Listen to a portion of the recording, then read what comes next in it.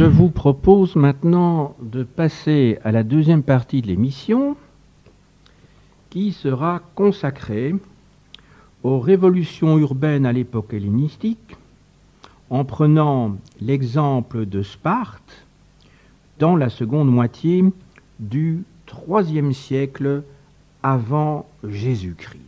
Alors en effet, dans l'enseignement secondaire, on vous parle longuement de la société, des institutions spartiates entre le VIe et le IVe siècle avant notre ère, en les comparant habituellement avec le système démocratique athénien. On oublie que Sparte a continué évidemment à subsister à l'époque hellénistique, et que cette cité a continué, malgré son déclin, à avoir un destin propre après la mort d'Alexandre le Grand. Le cas de Sparte est en effet le mieux connu en ce qui concerne les révolutions du IIIe siècle avant Jésus-Christ. Le mieux connu parce qu'il part d'une initiative royale et qu'à ce titre, pour les 2 premiers temps, il a retenu l'attention de Plutarque dans les vies d'Agis IV et de Cléomène III. Je rappelle qu'à Sparte, il y avait 2 dynasties parallèles de rois. Et Agis, évidemment, faisait bien entendu partie de la dynastie des Agides, qui est cette vieille dynastie qui remonte à l'époque archaïque. Mais parce que le cas de Sparte fut l'œuvre de réformateurs qu'animait une inspiration philosophique, il nous est présenté comme un effort de retour à la pureté des mœurs primitives.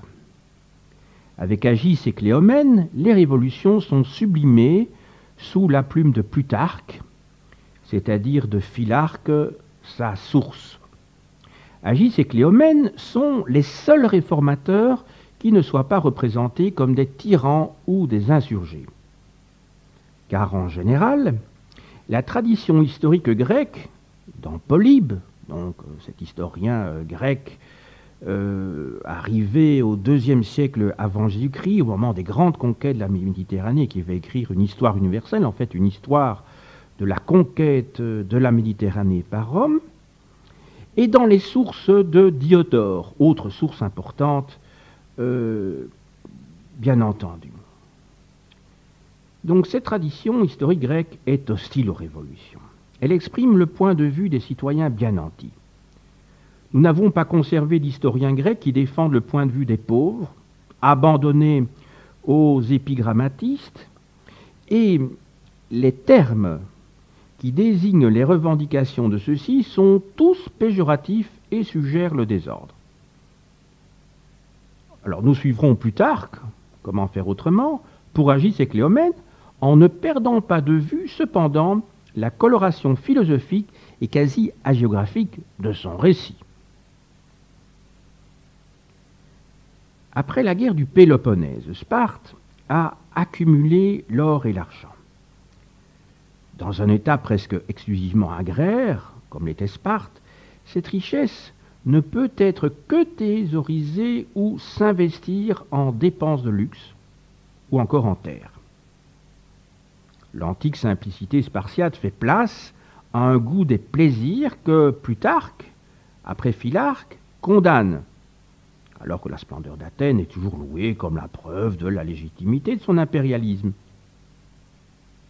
L'inaliénabilité du cléros, c'est-à-dire de la terre, ayant été levée par une loi qu'avait proposée l'éphore Epitadéus, donc je rappelle qu'un éphore, c'est un des 5 surveillants, en fait, un des 4 véritables dirigeants, gouvernants de Sparte, ceux qui possèdent de l'argent se constituent aussitôt de vastes domaines et ainsi s'installe, avec la pauvreté des uns et la richesse des autres, une grave inégalité de la répartition des terres et un malaise qui fait naître la haine entre les deux clans. Aristote, dans sa politique, signale ce phénomène et note en outre qu'une bonne partie de la richesse des terres est aux mains des femmes. En 371, le désastre de l'Euctre avait révélé l'affaiblissement tant moral que démographique de Sparte. La perte de la Messénie qui suivit ce désastre appauvrit considérablement la cité. Les guerres et une dénatalité peut-être voulue réduisirent peu à peu le corps politique. Au milieu du IIIe siècle, il ne restait plus que 700 Spartiates, dont 100 seulement avaient gardé leur cléros. Et c'était en outre constitué de vastes patrimoines fonciers. Ceux qui étaient trop pauvres pour payer leur quote-part aux Syssities perdirent ainsi le droit d'exercer leurs prérogatives de citoyens. Sparte était exposée sans défense aux attaques de ses voisins. C'est dans ces circonstances que le jeune roi Agis III, qui avait 20 ans vers 244, entreprend à la fois de restaurer l'antique égalité du temps de Lycurgue, de ce législateur légendaire de Sparte, et d'étoffer le corps politique amenuisé. Les jeunes le suivirent et en retour à la discipline d'antan suscite l'enthousiasme. Agis et sa famille, qui étaient riches, outre ses terres, Agis possédait 600 talents, ce qui est considérable, hein, abandonnent leurs biens en vue d'une répartition équitable. S'étant assuré le concours de l'effort Lysandre, Agis propose à la Gérousie. La Gérousie, c'est donc l'équivalent de l'Aréopage, c'est les Athéniens, donc c'est le gouvernement, le Sénat, si vous voulez, à Sparte, composé de vieillards. Donc Agis propose à la Gérousie les mesures que voici. Remise des dettes, redistribution des terres de manière à constituer, dans les limites du territoire spartiate, 4500 cléroi. Cléroi étant donc le pluriel, vous l'avez compris, de cléros. Et à l'extérieur de ces limites, 15 000. Les 4500 cléroi de l'intérieur seront attribués aux Spartiates. On fera donc 4500 Spartiates en ajoutant aux anciens citoyens des périèques et des étrangers qui auront reçu une éducation libérale, seront vigoureux et dans la force de l'âge. Les 15 000 cléroi de l'extérieur seront attribués à ceux des périèques capables de porter les armes. Je rappelle ce que sont les périèques. Pardon. Et les périèques, ce sont donc ces populations qui vivent dans des villages, dans des sortes d'états tampons, si vous voulez, autour de Sparte. Périèque vient du mot péri, qui veut dire autour, et eikos, qui veut dire la maison. Donc à ne pas confondre avec les fameux métèques, les étrangers, à Athènes. La Gérousie tergiverse. Le peuple est plein d'espoir. Les efforts, donc le gouvernement, donc, sont hostiles au projet. L'entourage d'Agis intrigue et défend mal, faute de réel désintéressement, la pensée du jeune roi. Le collègue d'Agis à la royauté, je vous ai dit tout à l'heure qu'il y avait 2 dynasties parallèles à Sparte, donc le collègue d'Agis, Léonidas II, prend le parti des possédants, mais doit s'exiler à Thégée. La lutte, toujours latente entre la royauté et les foras, qui entend la chaperonner, envenime les choses. Agis destitue les efforts et en nomme 2 nouveaux, dont son oncle Agésilas, son mauvais génie au dire de Plutarque. Un problème technique se pose à Agis. Beaucoup de terres à redistribuer sont grevées d'hypothèques. Le prêt hypothécaire était le seul investissement possible à Sparte, où il n'y avait guère de commerce. Il faut donc d'abord abolir les créances hypothécaires, ce qu'approuvent évidemment les possesseurs endettés. Les reconnaissances de dettes sont brûlées sur l'agora, donc sur la place publique. Après quoi, les propriétaires endettés, favorables à cette réforme-là, refusent la suite, c'est-à-dire le partage des terres, et trouvent un appui auprès du roi Léonidas. Les pauvres réclament le partage des terres qu'on leur a fait espérer. Agésilas fait traîner les choses et la réforme s'arrête là. Trop d'intérêts se liguant contre elle. Agésilas et ses partisans profitent d'une menace des Étoliens pour envoyer Agis contre ceux-ci hors de Sparte. C'est en tout cas ce que nous relate Plutarque. Donc j'étais en train de vous expliquer que Agésilas et ses partisans profitent d'une menace des Étoliens pour envoyer Agis contre ceux-ci hors de Sparte. La discipline de sa troupe de jeunes gens fait l'admiration des villes qu'elle traverse, mais l'expédition tourne court.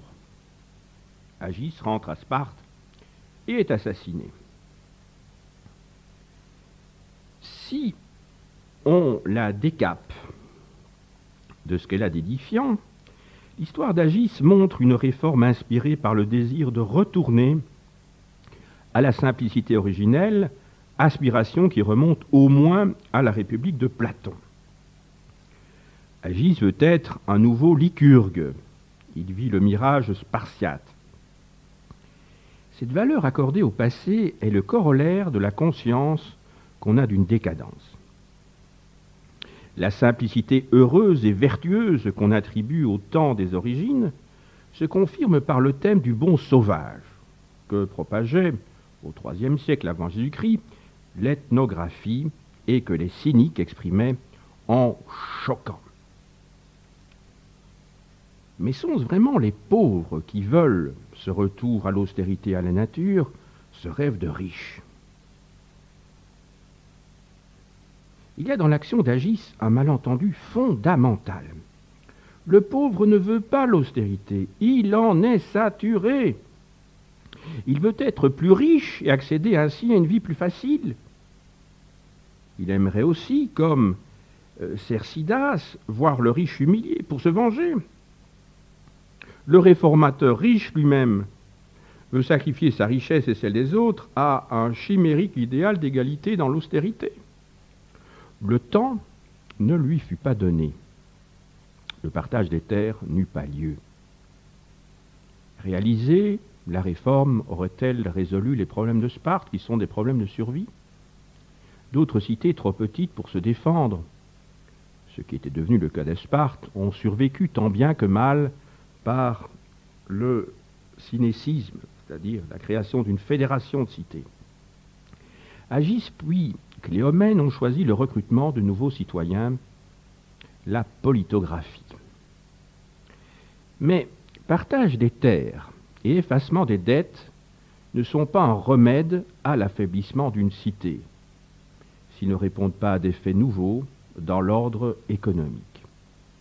À Athènes, sous Solon, si la remise des dettes et le démantèlement des patrimoines des grandes familles furent des opérations réussies, c'est qu'elles coïncidèrent avec l'avènement, qu'elles hâtèrent, d'une économie commerciale et industrielle que Solon, d'ailleurs, s'attacha à promouvoir. Cela permit aux riches, dépossédés, de se refaire une fortune, aux pauvres d'échapper, s'ils le voulaient, à la misère des champs. À Sparte, au contraire, l'idéal n'est point de se vouer au commerce, même si Aréus, au début du IIIe siècle, touché par le modèle du roi hellénistique, frappe monnaie au type d'Alexandre, car il s'agit là surtout d'un instrument de paiement des mercenaires. Sous Agis, on ne cherche pas à produire plus, mais à survivre. Dans une autarcie égalitaire, et à être assez nombreux pour se défendre. Le partage des terres, dans ces conditions, ne susciterait pas de développement économique. Le cas de Sparte est-il isolé, soumis au poids de son passé? On ne peut le croire, car maintes villes ont cherché dans la remise des dettes et le partage des terres la voie vers la concorde et le salut. Tite-Live exprime l'ampleur de ce mouvement lorsqu'il appelle ces mesures les deux torches incendiaires dont tous les révolutionnaires arment le peuple contre l'aristocratie. Mais ces solutions ne créent pas de la richesse. Pour en créer, il aurait fallu trouver des possibilités de commerce et valoriser ainsi un travail artisanal alimentant des échanges.